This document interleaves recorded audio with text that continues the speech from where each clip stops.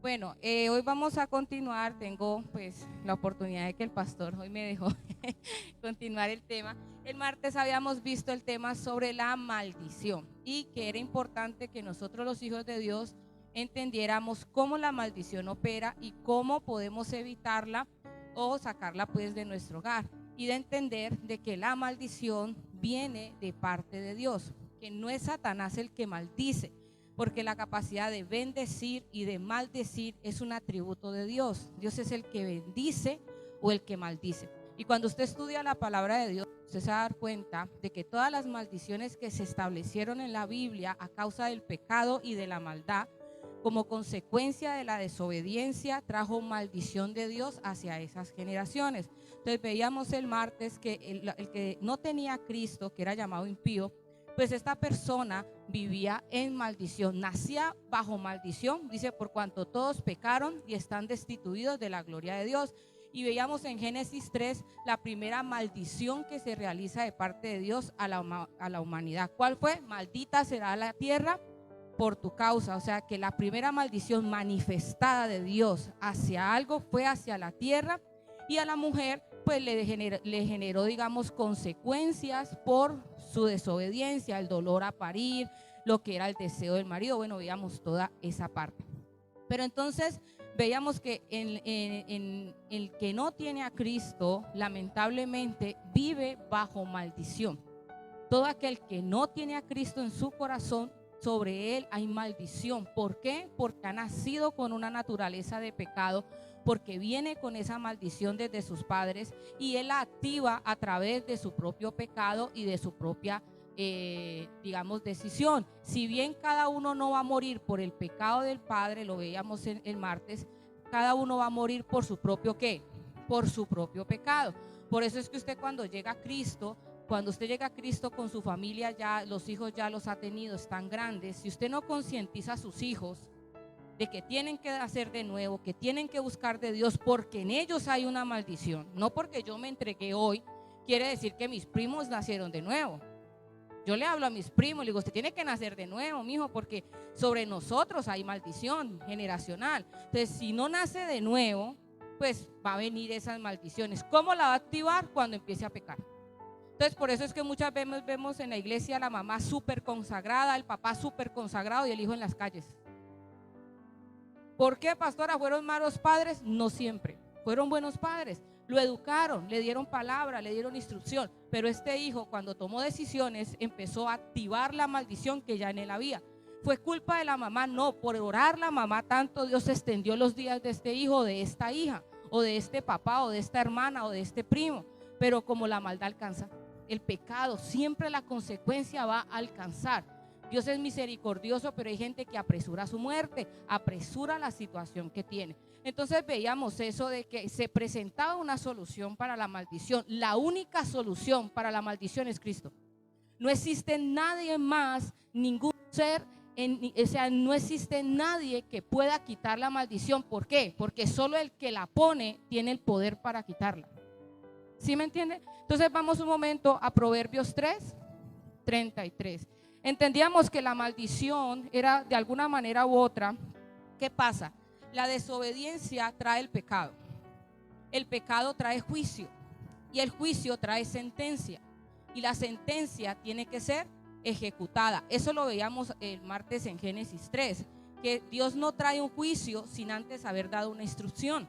Entonces él primero instruyó a Adán, Adán desobedece, Adán peca, Dios lo llama a juicio, y Adán se justifica, le da a entender que el culpable es él por andar haciendo primero que todo hizo a la serpiente, segundo que todo se le dio la gran idea de crear el árbol, y tercero hizo a la mujer. Entonces, en pocas palabras, en el juicio salió perdiendo Dios. Entonces, ¿qué trajo como consecuencia eso? Que Dios ejecutara sentencia, y esa sentencia trajo sobre su vida esa maldición. Amén. Entonces vemos que siempre la maldición va a venir a consecuencia de un juicio que se realizó. ¿En qué momento, pastora? En algún momento. Y fuimos hallados culpables en ese momento cuando no teníamos a Cristo. Entonces cada persona carga diferentes maldiciones generacionales. Amén. Mire lo que dice acá para entender qué pasa con Cristo. Proverbios 3:33, con esa finalizamos lo de ahora el martes, que es importante entender esto. Dios es bueno, amén. Dios es bueno y todo lo que Dios hace está ¿qué? Está bien, hermano. Todo lo que Dios hace está bien. ¿Por qué? Porque Dios es bueno. El ser humano tiene que entender que Dios nunca es injusto. Dios no es injusto, Dios es bueno. Todo lo que Él hace es justo. ¿Por qué? Porque Él es Dios. Ahora, ¿de dónde viene la injusticia? La injusticia viene del mismo ser humano que comete, cuando desobedece a Dios, él mismo comete injusticia. Y la ira de Dios se revela contra tales cosas de los que cometen impiedad. ¿Por qué? Porque la santidad de Dios siempre va a atacar el pecado. Siempre va a atacar la maldad. La santidad de Dios, así es como la luz con las tinieblas. Si usted apaga las luces ahorita, vienen las tinieblas. Si usted prende la luz, repele la tiniebla. Lo mismo pasa con la presencia de Dios. Siempre donde esté la presencia de Dios, tienen que salir las tinieblas. ¿Sabe cuál es el problema? Que el ser humano le gusta estar en las tinieblas. Entonces, cuando Dios repele lo malo, Él lleva del bulto. ¿Es Dios malo con el ser humano? No, no es malo. Sino que el ser humano no se ha querido ubicar. El ser humano le han mostrado dos caminos y el ser humano es feliz dándose con la misma piedra. Entonces ya no es culpa de Dios, sino de ¿qué? De la necedad del ser humano. Mire lo que dice Proverbios 3:33. La maldición de Jehová. ¿La maldición del diablo? El diablo no maldice, hermano. La maldición viene a causa de un juicio emitido de Dios hacia mi vida, la cual me halló culpable en ese momento cuando no teníamos a Cristo. Entonces dice, la maldición de Jehová está en la casa ¿de quién? ¿Del cristiano? Del impío. Pero bendecirá la morada ¿de qué? O sea que todo el que no tiene a Cristo en su corazón, en él hay maldición. Toda civilización que rechaza al Señor, en ellos hay maldición. Por eso es que usted ve juicios que vienen sobre la tierra. ¿Por qué? Porque esos moradores de esa tierra han decidido rechazar a Dios, que es el único que los puede librar de la maldición, que es el único que los puede rescatar. Entonces, como toda esa sociedad, ¿cuántos habitantes tiene Roldanillo? Como me decía mi esposo, 50,000 habitantes. ¿Cuántos son cristianos? Mira el contrapeso de los pocos que están orando por esta ciudad. Y a veces los que están en las iglesias tienen ganas de salirse para afuera. Entonces imagínense, valga la redundancia, imagínense esa situación tan peligrosa. Entonces, así, y hay lugares, hermano, donde no hay ni un solo cristiano. ¿Usted imagina ese lugar? Claro, allá la maldición opera de una manera tremenda. Vamos a Gálatas 3:13, que era la cita bíblica donde habíamos quedado ya al finalizar. ¿Qué pasa con los que estamos en Cristo? Gálatas, sí señora, 3:13.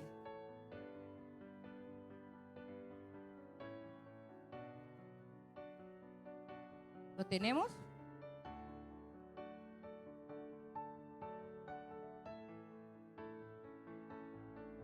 Gálatas 3:13. ¿Ya lo tenemos? Me dicen amén, ahí me doy cuenta si lo encontraron. Dice, Cristo nos redimió de la maldición ¿de qué? De la ley. Nosotros habíamos visto el martes el asiento de las maldiciones, cuando Dios empieza a decir y dirá todo el pueblo amén, y maldito todo aquel y dirá todo el pueblo amén. O sea, Dios asentó la maldición juntamente con el mandamiento para que la gente entendiera que el que viola el mandamiento maldito sería. Entonces ahora Cristo viene y dice, Cristo nos redimió, o sea, nos rescató, nos compró de la maldición de la ley, hecho por nosotros ¿qué? O sea, que Él se hizo maldición para poder que nosotros saliésemos de la maldición, para poder que nosotros fuésemos libres de la maldición que venía con nosotros. Entonces dice, porque escrito está, maldito todo aquel que es colgado en un madero. Entonces cuando nosotros llegamos a Cristo, esa sangre de nuestro Señor Jesucristo vino a nuestra vida. Por eso a veces es un cliché del cristiano, yo te cubro con la sangre de Cristo y te cubro y te cubro. Mantiene echando la sangre de Cristo por todas partes, cuando la sangre de Cristo viene en el creyente una única y suficiente vez. Viene sobre el que cree en el Señor. No es que yo coja la sangre que tengo y se la voy a tirar al otro porque como si fuera un barro. No, la sangre viene sobre el que se arrepiente. y viene sobre su vida. O sea que usted no tiene que estar diciendo cada 5 segundos, me cubro con la sangre de Cristo. No, usted ya tiene que estar cubierto, hermano. Porque si usted cree que la sangre de Cristo la dejó en la casa, entonces ¿qué lo está redimiendo de la maldición? ¿O es un tarro que uno compra cada 8 días para echarse un tarro de sangre encima? No, la sangre usted creyó, usted nació de nuevo. Si en este momento Dios lo ve a usted y me ve a mí, nos ve bañados en la sangre del Cordero, porque esa es la única manera de ser libre de la maldición. Entonces, cuando usted se acerca a Cristo, usted tiene la sangre de Dios, allí ha sido redimido, ha sido limpiado. Entonces, digamos, nació de nuevo. Ojo, esto opera para el que ha nacido de nuevo. Porque el que no ha nacido de nuevo todavía está bajo la ley de la maldición. Y esto tiene que entenderse mucho en las iglesias hoy en día, porque en la iglesia hoy en día de Dios hay simpatizantes y nacidos de nuevo. El nacido de nuevo, dice la palabra de Dios, por sus frutos ¿qué? Los conoceréis. Pero el que es simpatizante, le gusta la palabra, le gusta lo que dice la palabra, mas no cumple la palabra. O sea, que tiene a Jesús como un personaje chévere. Como, uy, tan chévere Jesús, está y tan lindo, sí. Y se ve la serie de Netflix de Jesús y llora y junto, pero cuando Dios le manda el mandamiento, hasta ahí Jesús fue chévere. Ya Jesús se vuelve antichévere cuando empieza a volverse Señor. Jesús como Salvador es una belleza. Pero cuando Jesús entra a tu vida como Señor y quiere empezar a mandar y a gobernar tu vida, ya Jesús no se vuelve tan chévere. Porque Él empieza a decir, bueno, yo ya la compré a usted, usted es mío, usted me pertenece, ahora yo quiero que usted haga esto, que usted deje esto. Entonces ya no empieza a ser tan chévere Jesús, ya Jesús se vuelve mandón. Y mandón empieza a generar en el corazón del cristiano, el que es simpatizante, fastidio. Entonces la gente dice, no, me voy de la iglesia porque es que están hablando mucho de santidad, se están volviendo muy religiosos. Mejor voy a ir a buscar otra iglesia donde sí me dejen a mí hacer lo que yo quiera, porque es que Cristo pagó por mí una libertad para que yo vaya y haga lo que yo quiera. Y entonces esta persona se va a buscar lugares donde hay apostasía, donde hay demonios, predican unas cosas que no son de Dios, pero en su corazón nunca ha nacido de nuevo. Entonces el que nació de nuevo, todos hemos nacido de nuevo. Dígalo con convicción, hermana. Todos hemos nacido de nuevo. Amén, gloria a Dios. No estoy hablando de perfección, estoy hablando, hemos nacido de nuevo. Porque otra cosa es la perfección. Nadie va a alcanzar a ser perfecto 100%, pero sí tenemos que nacer todos de nuevo. Amén. Mira lo que dice aquí, todos los que están en Cristo, nueva criatura son, y el diablo no les toca. Vaya a 1 Juan 5:18, vamos a corroborarlo. Esto es importante, de Juan 5:18.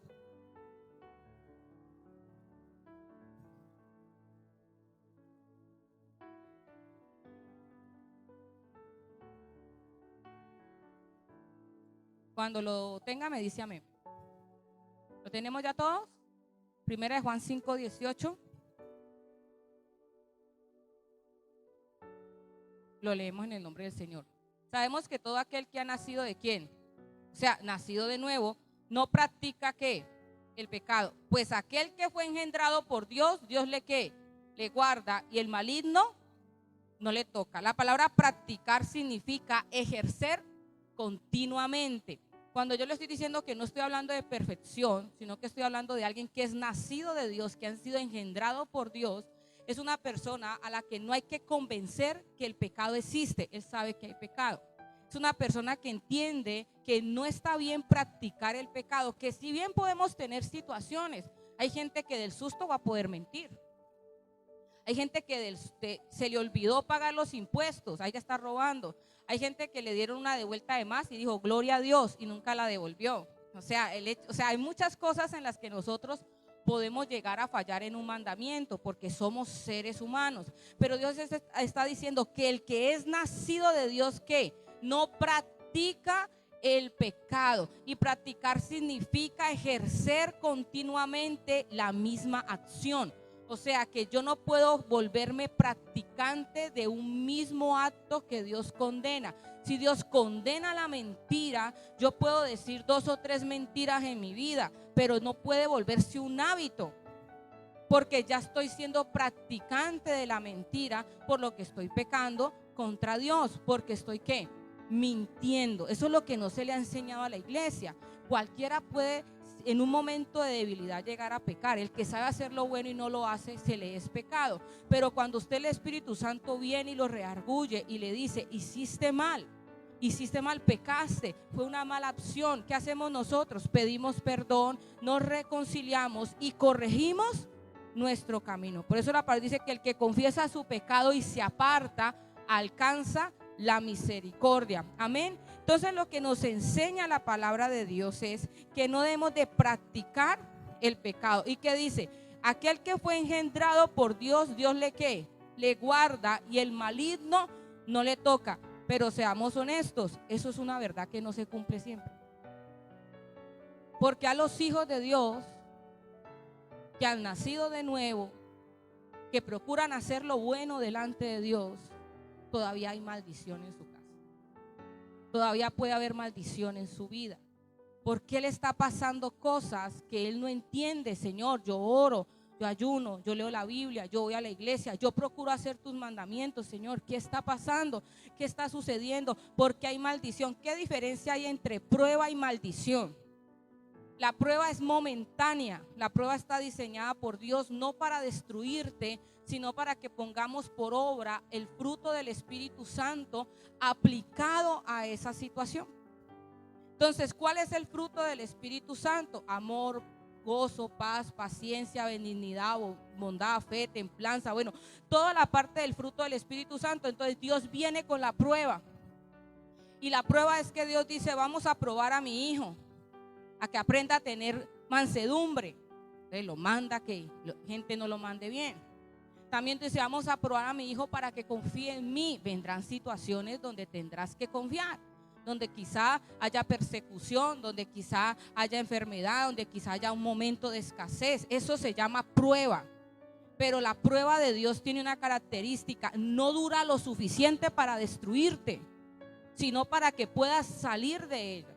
Ahora, ¿qué es la tentación? Dice la palabra de Dios que cada uno es tentado de acuerdo a su propia concupiscencia. Entonces la tentación viene a la vida del cristiano de acuerdo a la maldad que en él opera, de acuerdo a lo que él permite en su corazón. Pues dice la palabra de Dios que del corazón salen los malos pensamientos, los homicidios, las borracheras, los adulterios. Entonces, cuando Satanás, el enemigo, identifica la maldad que aún en mi corazón hay, que aún en mi corazón se permite, entonces el enemigo empieza a tentarme de acuerdo a esa maldad. Ahora, ¿qué es la maldición, pastora? Que a pesar de todo lo que yo he hecho, vivo en ruina, que no prospero, que mi casa es arruinada, que todo lo que emprendo es un fracaso, que compro un electrodoméstico y se me queman, que cualquier cosa que me pongo se daña, me compro un buzo nuevo y se rasgó. O sea, vivo en una completa ruina. La ruina no es una prueba de Dios, la ruina es una maldición. Una cosa es estar enfermo por temporadas, porque hemos sido malos administradores del cuerpo, porque es un virus normal, porque es un desgaste del cuerpo. Pero ya si he vivido toda mi vida en enfermedad, estoy en maldición. O sea, allí tengo que identificar que la maldición está en el hogar, que en toda la casa todos tienen el mismo tipo de enfermedad, que en toda la casa todos se divorciaron, que en la casa todos se están en unión libre, que en la casa todas quedaron beatas, que todas están estériles, que todas les dio cáncer de seno. Eso se llama maldición. O sea, en ese hogar hay una maldición que vino a causa de una desobediencia. Ahora, si él no se ha arrepentido, necesita ¿a quién para ser libre de la maldición? A Cristo. Dice que nos redime de la maldición. Pero si yo estoy en Cristo y tengo maldición, ¿qué pasa allí? Primero tengo que saber si he nacido de nuevo o no. Usted tiene que preguntarse eso, hermano. Señor, ¿yo he nacido de nuevo o no he nacido de nuevo? Y si no he nacido de nuevo, hermano, hay que comenzar a decirle: Señor, dame un espíritu nuevo y un corazón nuevo. Pastora, ¿cómo me doy cuenta? Si a mí me tienen que amenazar con el infierno para poder venir a la iglesia, yo necesito nacer de nuevo. Si a mí si yo tengo que tener una enfermedad para poder venir a la iglesia, yo necesito nacer de nuevo. Si yo tengo que tener un problema económico para poder venir a la iglesia, yo tengo que nacer de nuevo. Porque el que ha nacido de nuevo, esté enfermo, esté aliviado, esté pobre, esté rico, esté angustiado, esté tranquilo, siempre va a buscar a Dios. No hay que convencerlo de buscar al Señor. Él viene y él sabe que tiene que hacer las cosas. Entonces, si usted sabe que usted no lo tienen que convencer, que usted ya tomó identidad de hijo de Dios, que estando usted aquí o en la China, usted se comporta como lo que es, usted ha nacido de nuevo. Pero hay gente que necesita tener al pastor y la pastora al lado para no tomar trago en diciembre. Es así. Pero cuando usted ha nacido de nuevo, hermano, usted puede estar en la China, usted puede estar rodeado de lo que sea, y usted dice, no, yo no tomo eso. Qué pena con usted, pero es que no, yo soy hijo de Dios. Y el pastor ni cuenta de Dios nunca lo vio, pero si lo tienen que detener, déjeme decirle, necesitan hacer de nuevo. Entonces, si ya sabemos que hemos nacido de nuevo, entonces tenemos que entender algo. ¿Por qué el justo recibe maldición? Ayer lo leíamos y es importante esto. Vaya un momento a Ezequiel 3.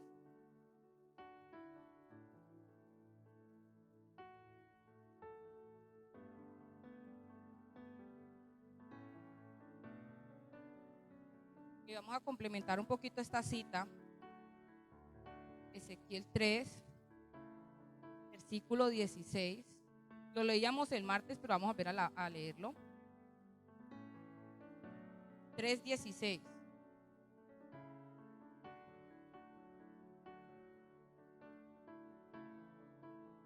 Léalo desde el 18. Vamos a leerlo desde el 18 para que nos rinda. Dice Ezequiel 3:18, ¿lo tenemos? Mira lo que dice: cuando yo dijere al impío, de cierto que, y tú no le amonestares ni le hablares, para que el impío sea percibido de su mal camino, a fin de que viva, el impío morirá. ¿Por qué? Por su maldad, pero su sangre demandaré de tu mano. O sea, mi hermano, que si el impío muere a causa de la maldición, no es culpa de Dios, es culpa de la iglesia. Porque la iglesia del Señor está puesta para que le hable al impío que está en mal camino. Por eso hay que hablar el evangelio. Por eso usted tiene que ser una persona como atalaya de decir, momento, eso no es de Dios. Si usted hace eso, se va a condenar. Ojo, ay, pastora, es que uno pasa por religioso. Sí, Dios dice, él morirá, pero usted salvó su alma de la condenación, del castigo, porque usted fue alguien que avisó. Está hablando del impío. Pero dice, pero si tú amonestares al impío, 19, y él no se convirtiere de su impiedad y de su mal camino, ¿el qué? Él morirá por su maldad, pero tú habrás librado tu alma.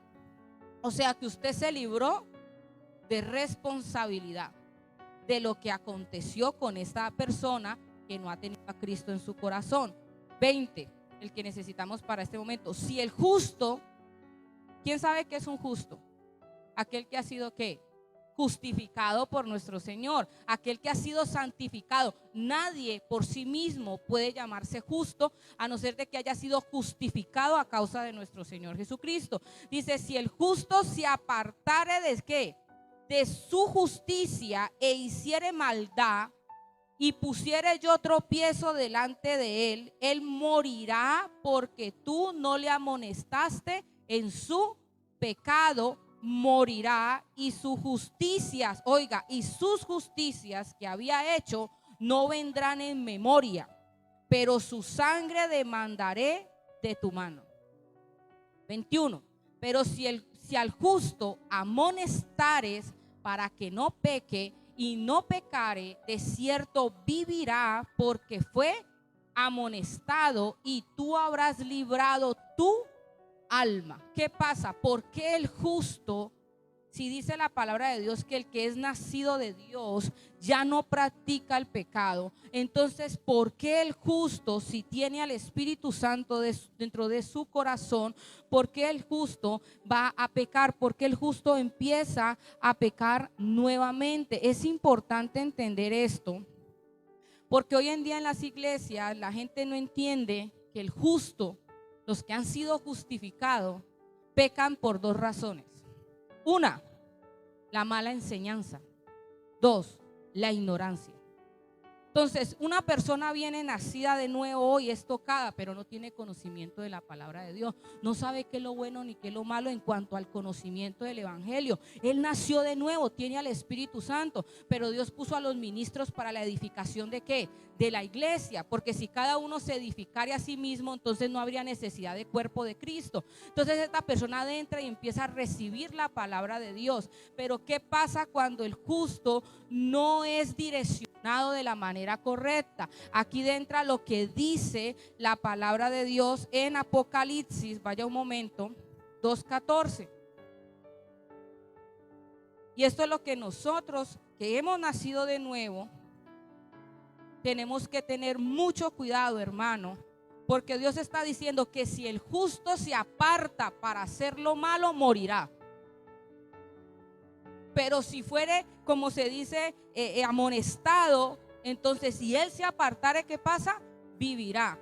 Entonces mire lo que dice acá Apocalipsis 2:14, y es algo importante de tener en cuenta, y dice: pero tengo unas pocas cosas contra ti, que tienes ahí a los que retienen la doctrina de Balaam, que enseñando a Balac a poner tropiezo ante los hijos de Israel, a comer de cosas sacrificadas a los ídolos y a cometer fornicación. Y también tienes a los que retienen la doctrina de los nicolaitas, las cuales yo aborrezco.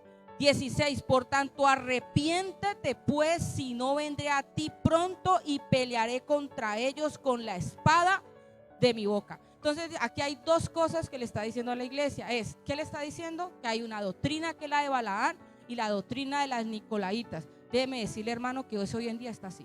Resulta que Balaam, en el antiguo, Balaam hace referencia, el nombre de Balaam significa destructor, significa devorador.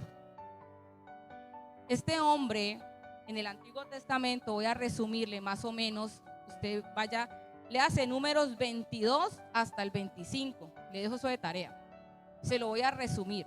Balaam era un hombre que Dios usó en su momento para dar un mensaje, pero está que hay unos reyes que vienen y le dicen a él, entre esos Balaam le dice: venga, yo lo necesito a usted, yo te voy a hacer muy rico, yo te voy a dar riqueza, te voy a dar gloria, pero yo necesito que usted maldiga al pueblo, porque este pueblo es impresionante, es grande, temible, Dios está con él, no podemos hacer nada contra él. Entonces a estos reyes se les ocurrió la idea de decir: si usamos al que habla en nombre de Dios para que maldiga al pueblo, entonces al pueblo le entraría maldición. Entonces este hombre Balaam, que significa destructor, devorador, este hombre empieza a mirar cómo de alguna manera u otra quiere maldecir el pueblo, pero él entiende que no puede maldecirlo él por su propia voluntad, que la maldición solo viene de la boca de Dios, que nadie puede maldecir a alguien que Dios ha bendecido. Vaya un momento a Números 22:1 y le complemento la parte del por qué nombramos a este hombre. Números 22.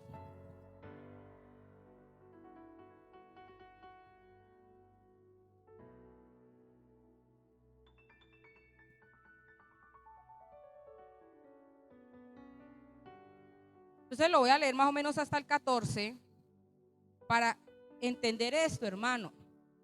Satanás no te puede maldecir. Por su propia voluntad, él no te puede maldecir. El brujo no te puede maldecir. Por su propia voluntad, no te puede maldecir. Él necesita que la maldición sea activada por el único que la puede activar. ¿Quién? Dios. Mire lo que pasa aquí. Mire lo que pasa aquí. Leamos. Partieron los hijos de Israel y acamparon en los campos de Moab junto al Jordán, frente a Jericó. Y vio Balac, hijo de Zippor, todo lo que Israel había hecho al amorreo. Y Moab tuvo gran temor a causa del pueblo, porque era mucho, y se angustió Moab a causa de los hijos de Israel. Y dijo Moab a los ancianos de Madián: ahora lamerá esta gente todos nuestros contornos, como lame el buey la grama del campo. Y Balac, hijo de Zippor, era entonces rey de Moab. Por tanto envió mensajeros a Balaam, hijo de Beor, en Petor, que está junto al río, en la tierra de los hijos de su pueblo, para que lo llamasen, diciendo: un pueblo ha salido de Egipto, y he aquí cubre la faz de la tierra, y habita delante de mí. Ven pues ahora, te ruego, maldíceme este pueblo, porque es más fuerte que yo. Quizá yo pueda herirlo y echarlo de la tierra, pues yo sé que él que tú bendigas será bendito, y el que tú maldigas será maldito. Le está diciendo este rey al hombre, a Balaam, le está diciendo: si usted hace eso, así ha de ser. 7. Fueron los ancianos de Moab y los ancianos de Madián con las dádivas de adivinación en su mano y llegaron a Balaán y le dijeron las palabras de Balac. Él les dijo: reposad aquí esta noche y yo os daré la respuesta según Jehová me hablare. Así los príncipes de Moab se quedaron con Balaam, y vino Dios a Balaam y le dijo: ¿qué varones son estos que están contigo? Y Balaam respondió a Dios: Balac, hijo de Zippor, rey de Moab, ha enviado a decirme: he aquí este pueblo se ha salido de Egipto, cubre la faz de la tierra. Ven pues ahora y maldícemelo, quizá podré pelear contra él y echarlo. Entonces dijo Dios a Balaam: no vayas con ellos ni maldigas al pueblo, porque ¿qué?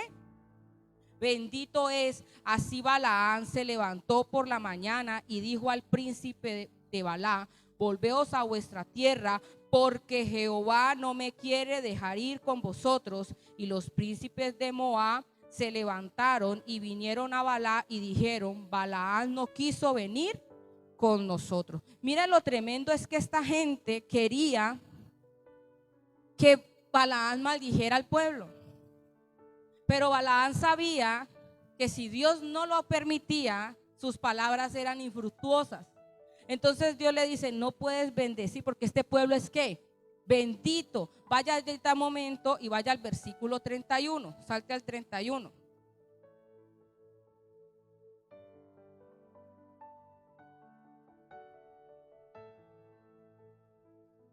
Entonces Jehová abrió los ojos de Balaam y vio el ángel de Jehová que estaba en el camino y tenía su espada desnuda en su mano, y Balaam hizo reverencia y se inclinó sobre su rostro.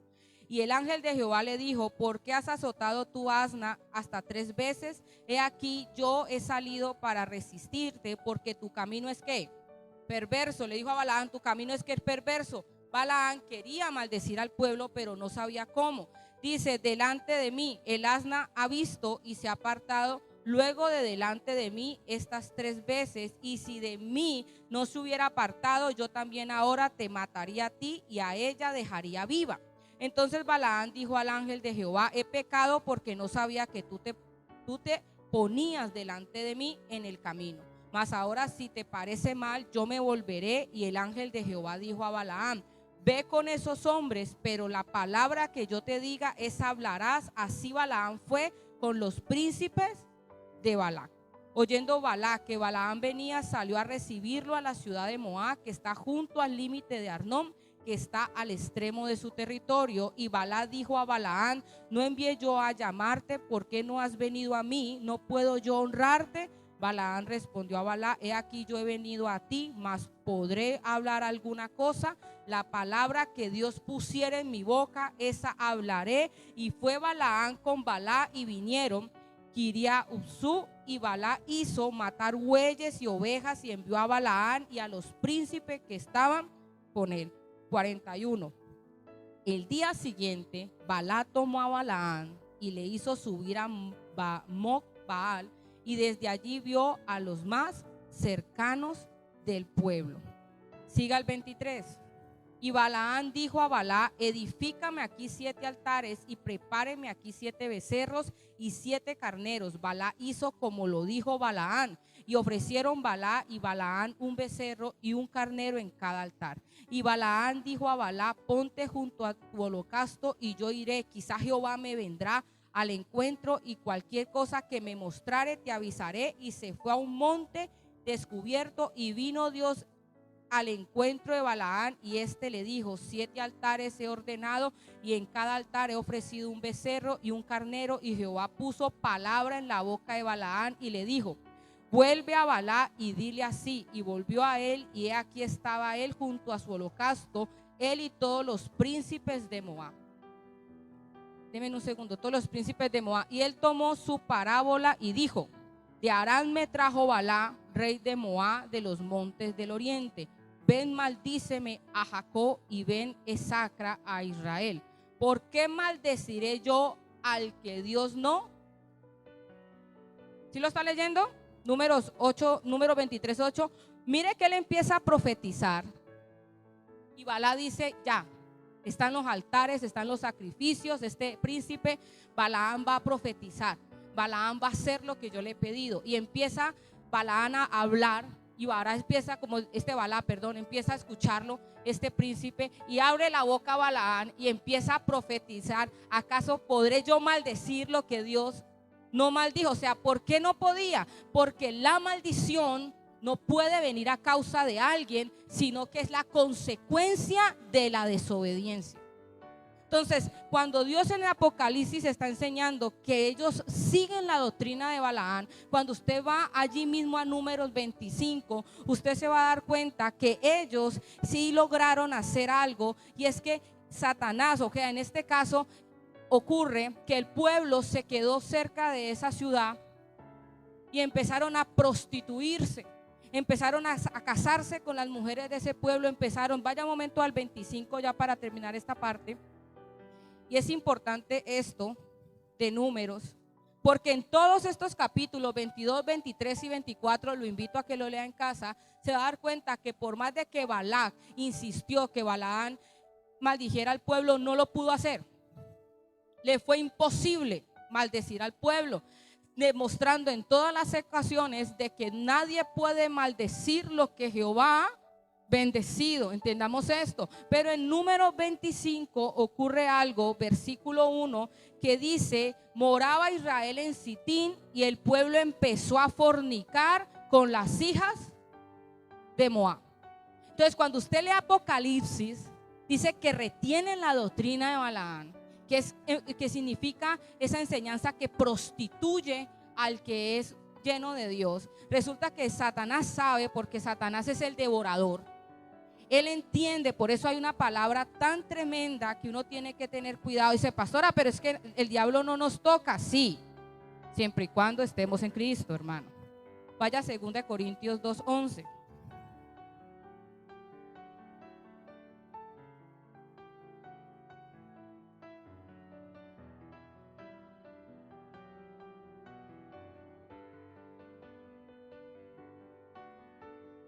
Y esto es una regla que el Hijo de Dios no puede olvidar. ¿Lo tenemos? 2 Corintios 2:11.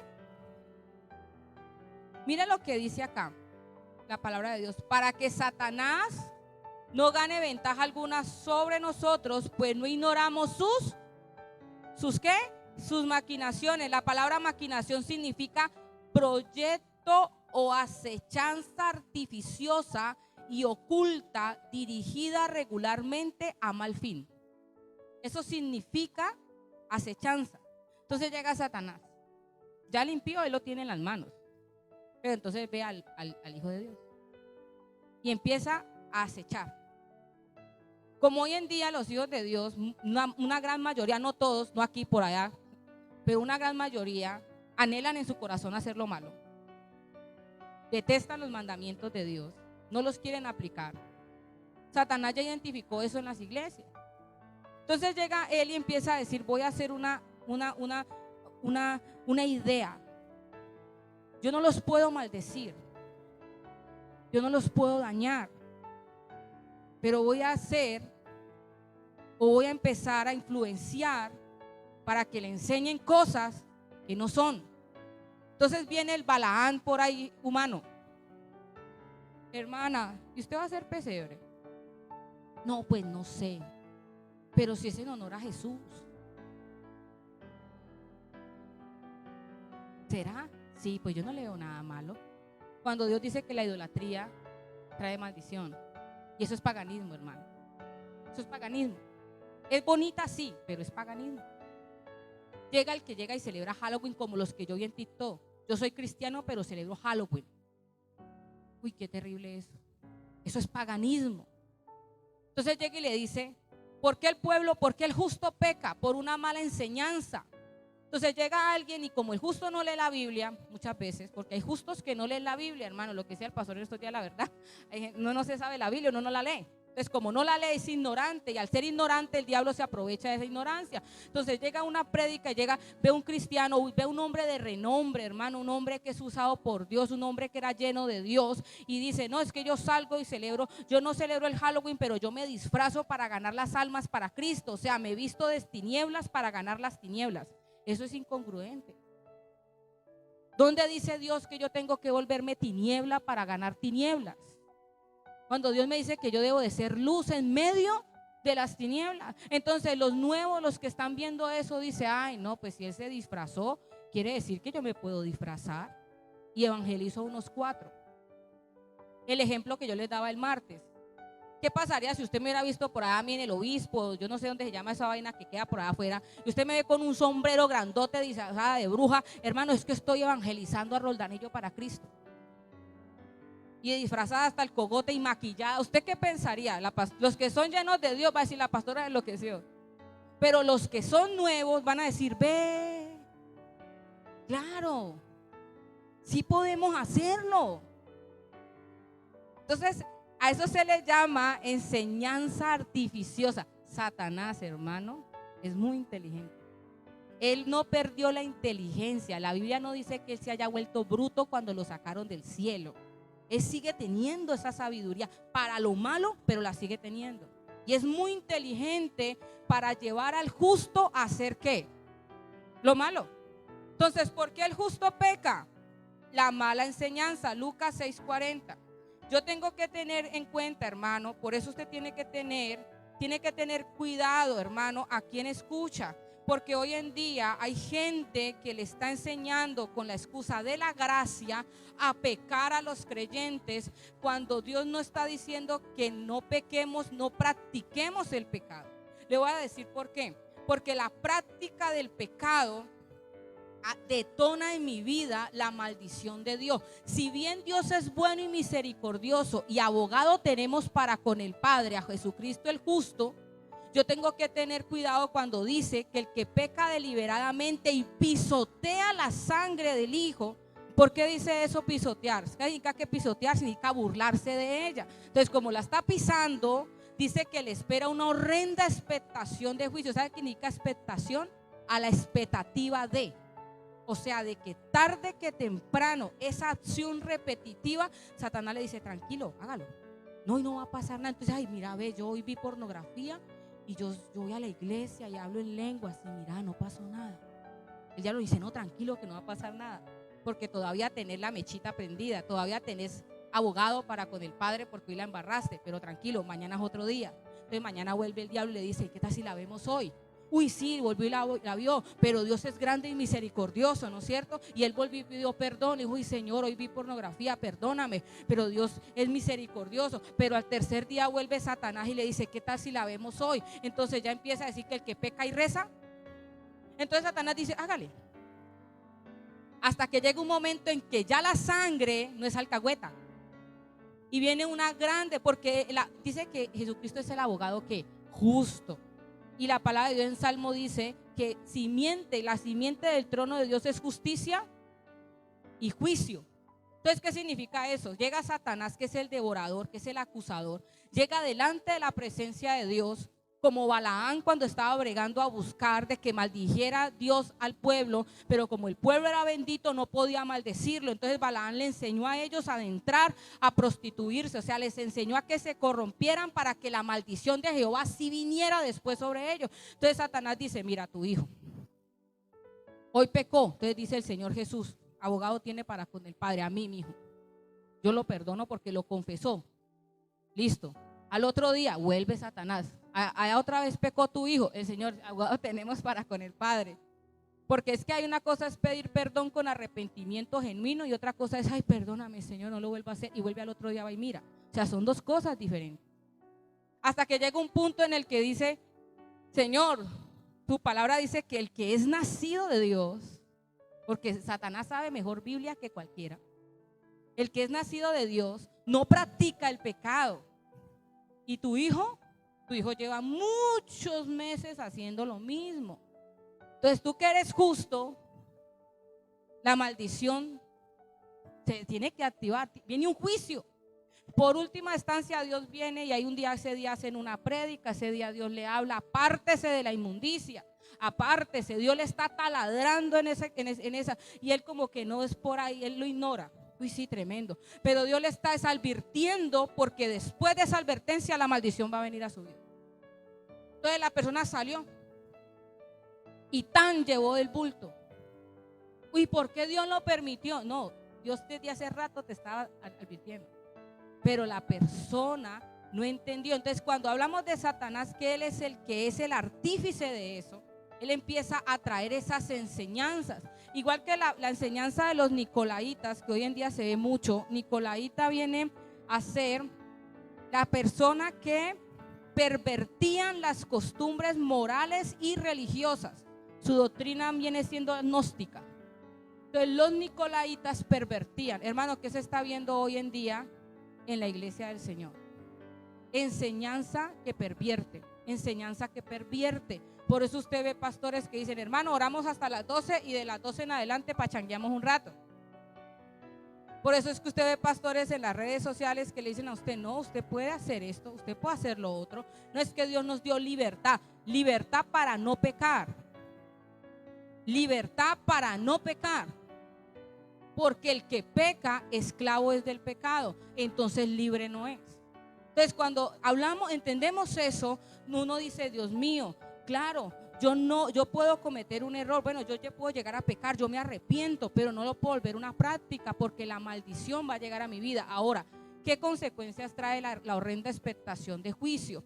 Es que si usted identifica o yo identifico una maldición en mi vida, yo tengo que devolverme atrás y decirle, Señor, ¿qué puerta yo abrí voluntariamente? En donde yo pisoteé al espíritu, a la sangre de tu hijo, en donde yo la tuve porque pequé voluntariamente, le hice afrenta al Espíritu Santo. ¿Sabes qué es afrenta? Me le burlé en la cara a él. Se llama afrentar. Que me llegó esta maldición. Entonces Dios, que es bueno, dice algo que lo estaba viendo ahorita. Dios es tan bueno, hermano, que Él no quiere que las personas sean destruidas.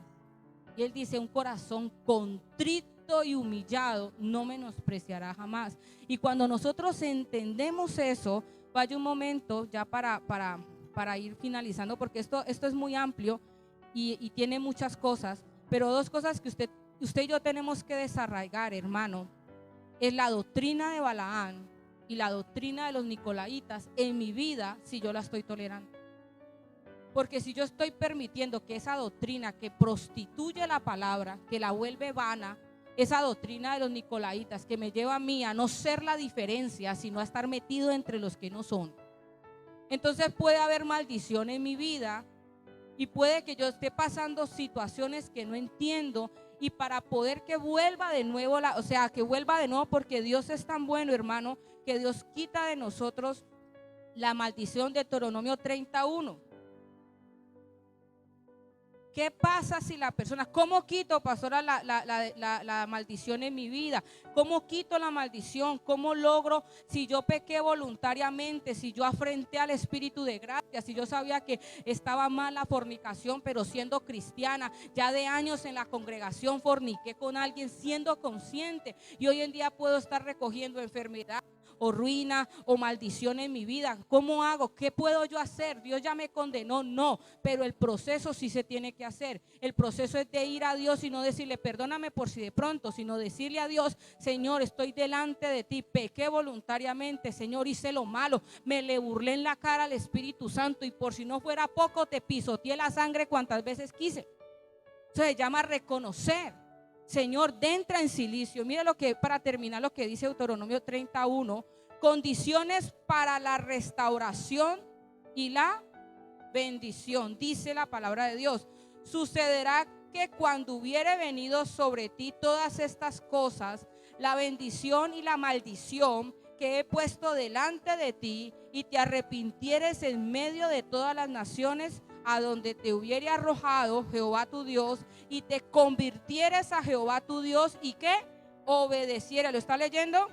Deuteronomio 2:32. Y te convirtieres a Jehová tu Dios, y que obedecieres a su voz conforme a todo lo que yo te mando hoy, tú y tus hijos con todo tu corazón y con toda tu alma, entonces Jehová hará volver a tus cautivos y tendrá misericordia de ti y volverá a recogerte de entre todos los pueblos a donde te hubiere esparcido Jehová tu Dios. Aun cuando tus desterrados estuvieren en las partes más lejanas que hay debajo del cielo, de allí te recogerá Jehová tu Dios y de allá te tomará y te hará volver Jehová tu Dios a la tierra que heredaron tus padres, y será tuya y te hará bien y te multiplicará más que a tus padres. Y circuncidará Jehová tu Dios tu corazón y el corazón de tu descendencia, para que ames ¿a quién?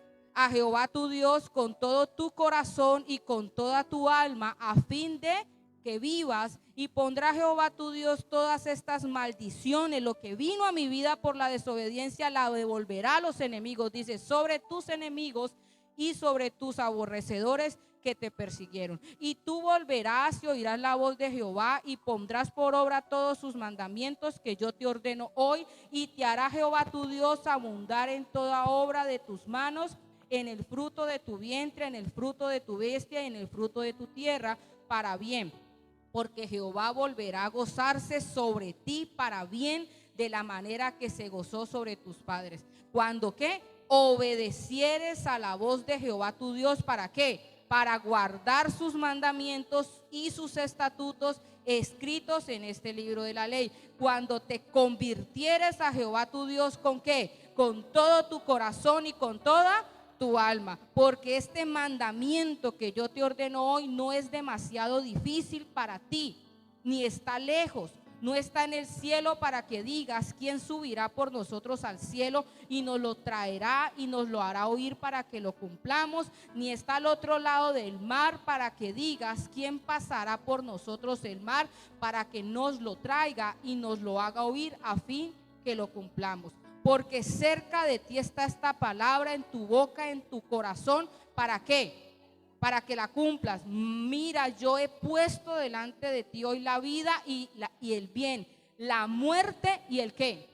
¿Qué ha puesto Dios delante de nosotros? Lo bueno y lo malo, la bendición y la maldición, para que escojamos.